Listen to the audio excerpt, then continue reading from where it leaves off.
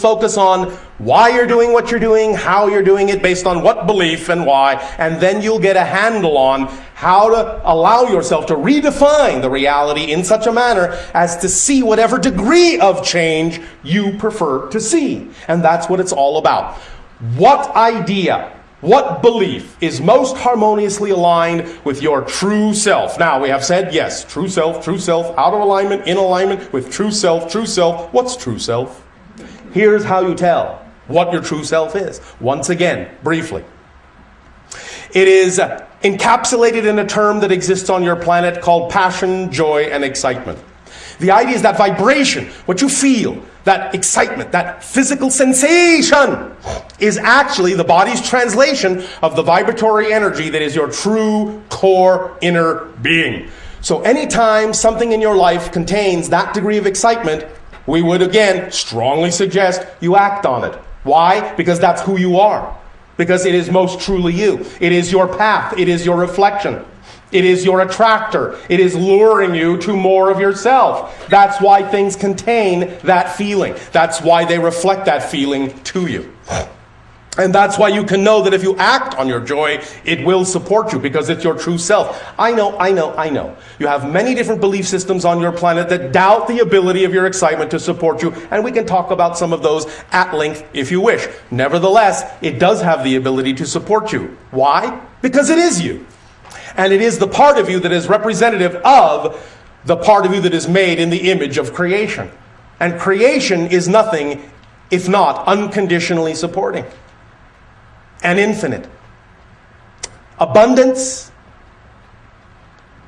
Abundance. Abundance. We hear this over and over and over and over and over and over again. From many humans on your planet. How can I be more abundant?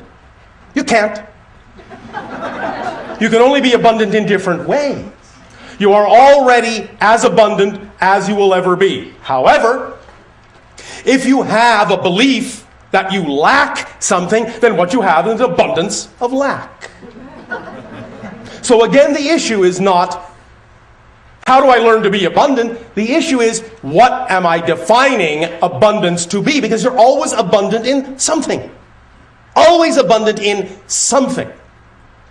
This is why we prefer to take the charge off the idea of what abundance needs to be represented by.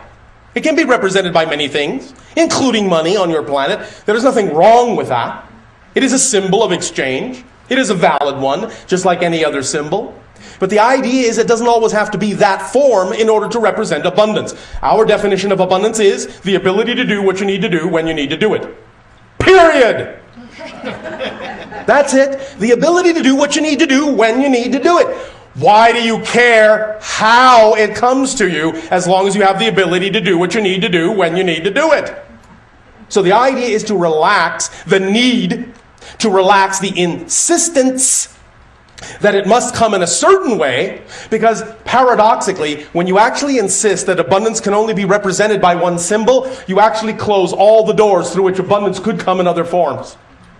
And so you're actually not being abundant at all, in the sense of feeling it or experiencing it in its widest possible format. The idea is that somebody could give you something. That's abundance. You could find something. That's abundance. It's all abundance. Let it come to you in whatever form works best. Let it come along the path of least resistance. For why should it be a struggle? To reflect the idea of the abundance of creation.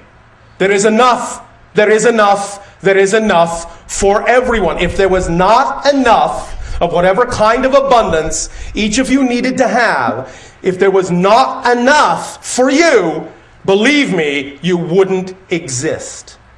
Because the universe, the creation, does not in that context make superfluous mistakes. It does not create more than it's capable of supporting. So if you exist, that means the universe is capable of supporting you, or you wouldn't exist. So why not give yourself the benefit of the doubt? If you exist, there must be enough for you, and it must come in a form that is actually relevant for what represents your highest excitement, your highest preference. Because nothing else would make sense.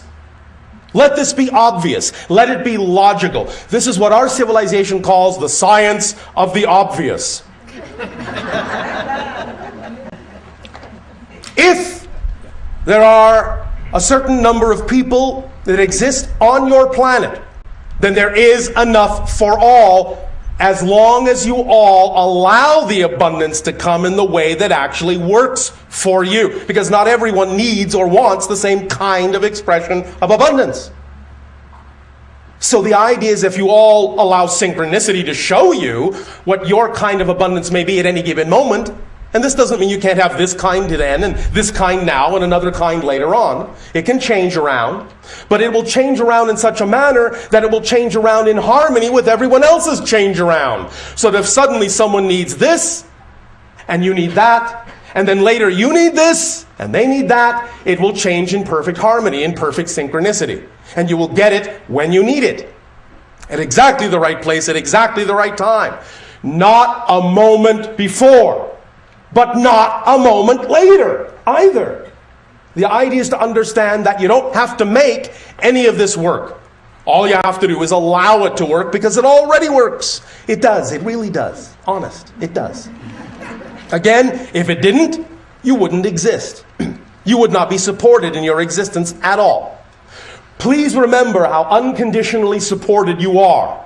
You are so unconditionally supported by creation that you are even allowed to believe you are not unconditionally supported. That's how unconditionally supported you are. So take it at face value. If you actually have been given the ability to believe that you are worthless, that you are unsupported, that you are nothing, and yet you still exist, what you are being given is a demonstration that the universe is absolutely willing to unconditionally support anything you say is true about yourself. So if it's willing to support you when you say, I'm worth nothing, I am hateful, I am a bad person, I am worthless, if it's willing to support you there, it is certainly willing to support you when you say, I am creative, I am loving, I deserve. There is absolutely no difference in the eyes of creation, no contradiction whatsoever. And when you decide which one is true for you, there is nothing in existence that will contradict you. It will simply reflect whatever you have said is true about you at that moment. Because that's what it means to be made in the image of creation. That you decide, you have your free will to decide who and what you are, and that reflection is given to you through your passion, your joy, your love, your excitement. It's as simple as that if you want it to be. Of course, if you enjoy complication, by all means, please do so. Because I don't want to take away your fun. And if you feel like struggling, if you feel like making an effort out of it, by all means do so. Because that's valid too. That's the point. It's all valid. And when it becomes all valid, when you do not judge this as being less than that, then paradoxically you will actually get what you prefer more often, because you are not focused on trying not to get that. The idea is that when every choice is equal, then it is easy to choose what you prefer. But if you are afraid of certain choices and devalue them, then you're actually devaluing a part of creation, and you will only get the reflection that you are devaluing a part of yourself. And therefore, you will be forced, in a sense, simply by the nature of existence, to focus on the thing you are devaluing, because that's where your focus is. You're putting undue energy on making it stand out in some way, shape, or form from the rest of the choices that you could make that are all equal. And any time you make something stand out, you're putting energy into it and saying, this needs to be bigger and more important than anything else. And therefore, whether positive or negative, it will be. Until you can relax your insistence that it needs to be so important and allow yourself to know that it will not control you, it will simply respond to you in whatever way, shape, or form you start choosing to respond to the idea of yourself.